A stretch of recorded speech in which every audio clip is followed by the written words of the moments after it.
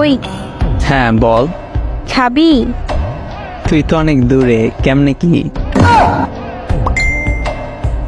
বিকাশ number দে, পাঠিয়ে দিতেছি। কোন খাবারের কথা বলতেছো? নাইস। বিকাশে কেমনে? আরে আজ আম্মু গরুর দুধ জাল দিচ্ছে, আমি তো খাই না, তাই তোরে টাকা পাঠাইতেছে, তুই কিনে খাবি। ও, তুই গরুর দুধের কথা বলছো? কেন? আমি আরো ভাবছি কিছু না। লজ্জা বেটা। এখন সব দোষ আমার। তো কার? নিজেই তো বলছো খাবি। সব নেগেটিভ ভাবো তো আমার কি দোষ?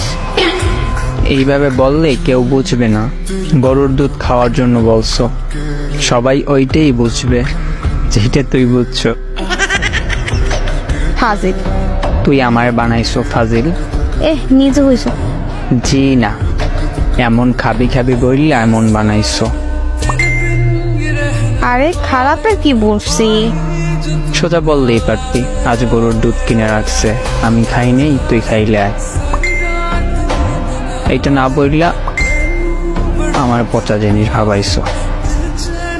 না, আমি তোর গুলা খাওয়ার জন্য দুধ খাই না। আমার কোনগুলা?